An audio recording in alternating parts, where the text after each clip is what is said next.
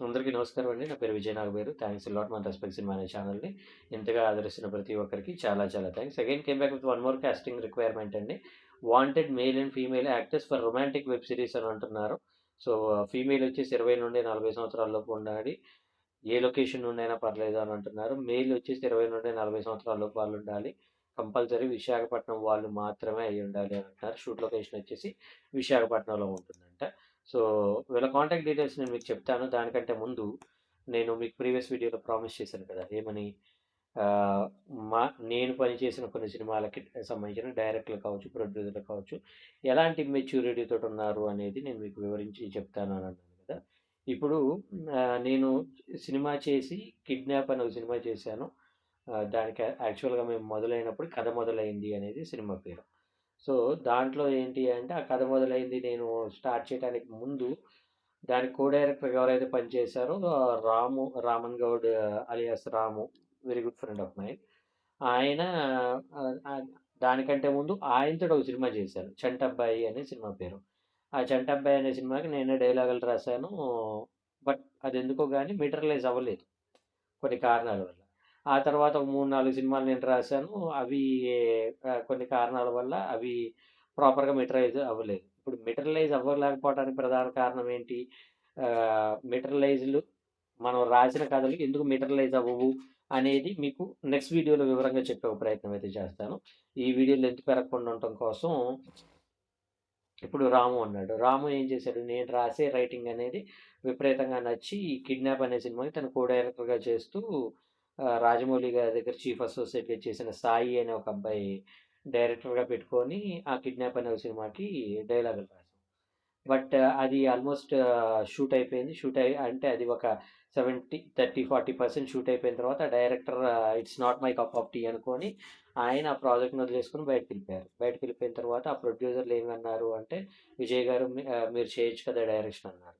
But నాకు ఆ professional ethics అనేవి ఒకటుంటాయి కదా! ఇప్పుడు ఆహ్ అలా చేయకూడదు సార్. నేను ఒక డైరెక్టర్ త్రూ వచ్చినప్పుడు నేనేదో ఎర్త్ పెట్టి అతన్ని పంపించేసి ఆ తర్వాత నేను డైరెక్షన్ చేసినట్టుంటుంది. అలాంటి బ్యాడ్ నేమ్ నాకొద్దు. మీరు ఓ పని చేయండి. రాముని పెట్టుకోండి డైరెక్టర్‌గా. నేను సపోర్ట్ చేస్తాను అని అన్నాను. బట్ రాము కూడా చేయడానికి సంసిద్ధత వ్యక్తం చేయలేదు. అంటే నథింగ్ బట్ మాకు ప్రొఫెషనల్ ఎథిక్స్ అనేవి కొన్ని ఉంటాయి కాబట్టి అలా మేము చేయలేము సార్. కావాలంటే మీ ఆఫీస్ బాయ్‌ని పెట్టండి. ఆయన్ని డైరెక్షన్ చైర్‌లో కూర్చోబెట్టండి. మేము మొత్తం చేసేస్తాం. ఎందుకంటే మేము మీ దగ్గర డబ్బులు తీసుకున్నాం. మాకు కొంచెం ఈ వైపు కూడా ప్రొఫెషనల్ ఎథిక్స్ ఉండాలి కాబట్టి మేము మీకు ఫైనల్ కాపీ ఫినిష్ చేసేస్తాం అన్నాం. బట్ ఆ ప్రొడ్యూసర్ గారు ఏం చేశారంటే వారికి తెలిసిన మరో డైరెక్టర్‌ని పెట్టుకొని ఆ సినిమా అనేది ఫినిష్ చేశారు. బట్ ఫినిష్ చేసిన తర్వాత కూడా మరి ఎందుకో ఇంతవరకు ఆ సినిమా అనేది రిలీజ్ చేయలా. టీజర్‌లు, ట్రైలర్‌లు ఏమంటారు సాంగ్స్ అన్నీ రిలీజ్ చేశారు. బట్ ఇంతవరకు సినిమా అనేది రిలీజ్ చేయలా. ఆ తర్వాత మళ్ళా కొన్ని సినిమాలు చేశాను. అవి కూడా కొన్ని మెటీరియలైజ్ అవ్వలేదు. ఆ తర్వాత కొన్ని రోజులకి ఒక రైటర్ గారు హిమ్సెల్ఫ్ రైటర్ అయ్యుండి ఒక సినిమాకి రాయమని అడిగితే నేను కాదండి ఇది ప్రెజెంట్ జనరేషన్ కథ కాబట్టి దానికి విజయ్ నాగబైర్ అని ఒక రైటర్ ఉన్నాడు. ఆయనైతే చాలా బాగా రాస్తాడు అనే టైప్‌లో నన్ను రిఫర్ చేయడం జరిగింది. నేనెళ్ళాను. నేను మాట్లాడుకున్నాను. నేను రాశాను. రాసిన తర్వాత అది ఆల్మోస్ట్ ఒక 3 ఇయర్స్ ఏమో నేను రాసిన తర్వాత మెటీరియలైజ్ అవ్వడానికి 3 ఇయర్స్ టైం పట్టింది. ఫైనల్‌గా అది మెటీరియలైజ్ అయింది. అయిన తర్వాత ఫిబ్రవరి 10 తారీఖు 2023 సంవత్సరంలో అది రిలీజ్ అయింది. అది రిలీజ్ అయిన తర్వాత అది కూడా ఏంటి అంటే చాలా కొద్ది థియేటర్‌లో రిలీజ్ అయింది. ఓటీటీ ప్లాట్‌ఫార్మ్ కూడా అది ప్రాపర్‌గా రిలీజ్ కాలా. అప్పటికి నేను ఆ ప్రొడ్యూసర్ గారికి హిందీ శాటిలైట్ రైట్స్ అని రకరకాల బిజినెస్ యాస్పెక్ట్స్ నేను చెప్పాను. బట్ ఆయన దాన్ని తీసుకోటానికి అంటే సంసిద్ధతగా లేరు. ఎందుకు సంసిద్ధతగా లేరు? నేను చెప్పిన అమౌంట్స్ ఏంటి? అది ఆయనకి ఎందుకు నచ్చలేదు అనేది మరొక వీడియోలో డిస్కస్ చేసే ప్రయత్నం అయితే చేద్దాం. సో, ఇప్పుడు getting back to the thing ఏంటి అంటే ఆయన సంసిద్ధతగా లేరు. ఆ తర్వాత ఫైనల్‌గా ఆయన ఒక తమిళ్‌లో ఏదో ఓటీటీకి రిలీజ్ చేసినట్టున్నారు. తమిళ్ ఓటీటీలో మన టైటిల్ లేదు.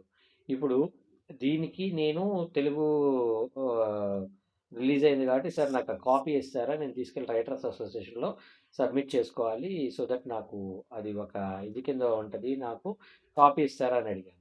దానికి ఆయన మాట్లాడే మాట ఏంటంటే, "అదేంటి విజయ్ గారు మీరు కాపీ ఎలాగ అడుగుతారు?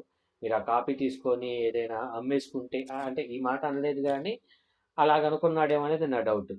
ఇప్పుడు నేనేమంటానంటే మినిమమ్ మెచ్యూరిటీ ఉన్న వ్యక్తులు ఎవరైనా గాని మాట్లాడితే అదొక అర్థం ఉంటుంది. ఇప్పుడు నేనేమంటాను, దానికి ఇప్పుడు నేను మీ కాపీ తీసుకొని ఎలాగా అమ్మాలి అంటే దానికి ప్రొడ్యూసర్ ఎవరు? దానికి డైరెక్టర్ ఎవరు? వీళ్ళ పర్మిషన్స్ ఉన్నాయా లేదా అనేది చూస్తారు తప్పించి, నా దగ్గర ఏదో ఒకటి ఉంది కదా అది అమ్ముకుంటానంటే ఎవడు కొనడు ఇక్కడ.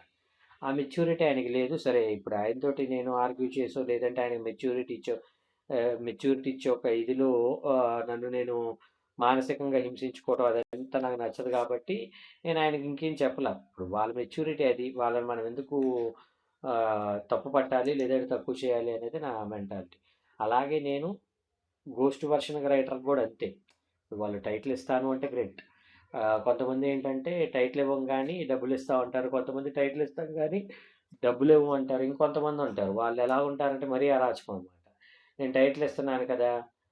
కాబట్టి నీకు రెమ్యునరేషన్ ఇవ్వను గానీ నువ్వింకా ఎంత ఎదురు పెడతావు అనే టైప్‌లో వాళ్ళు కూడా ఉంటారు. సో, ఇలాంటి మూర్ఖుల నుండి కొంచెం దూరంగా జరుగుతూ కొంచెం మెచ్యూరిటీ తోటి నా ఫ్యామిలీని రన్ చేసుకోవడానికి, నన్ను నేను బ్రతకడానికి వెళ్తూ అయితే జరుగుతా ఉంది. చూద్దాం మరి ఏం జరుగుతది అనేది. హోప్ మీకు అర్థమైంది అనుకుంటున్నాను. మీకు ఏవైతే 2 క్వెషన్‌లు ప్రామిస్ చేశానో ఆ 2 క్వెషన్‌లు నెక్స్ట్ వీడియోలో చెప్పే ప్రయత్నం అయితే చేస్తాను. సో, కాబట్టి వీడియోని ఆశాంతం చూసే ప్రయత్నం అయితే చేయండి. So, getting back to the casting requirement వీళ్ళ కాంటాక్ట్ నెంబర్ చెప్తాను, నోట్ చేసుకోండి. 6304159175. I repeat 6304159175. డిస్క్లైమర్ అది మీ అందరికీ తెలిసిందే కదా! నేను పెట్టే ఏ పర్టికులర్ కాస్టింగ్ రిక్వైర్మెంట్‌కి నాకు ఎటువంటి వ్యక్తిగతమైన లావాదేవీలు లేవు. వీళ్ళెవరో కూడా నాకు తెలియదు. వీళ్ళలో ఎవరైనా మిమ్మల్ని డబ్బులు అడిగినా, మోసం చేసే ప్రయత్నం చేసినా నమ్మకండి, మోసపోకండి, జాగ్రత్తగా ఉండండి. వీడియో నచ్చిందా? లైక్ చేయండి, వీలైనంత ఎక్కువ మందికి షేర్ చేయండి. ఎవరైతే సబ్స్క్రైబ్ చేసుకోకుండా చూస్తున్నారో please do subscribe. Thank you and all the best.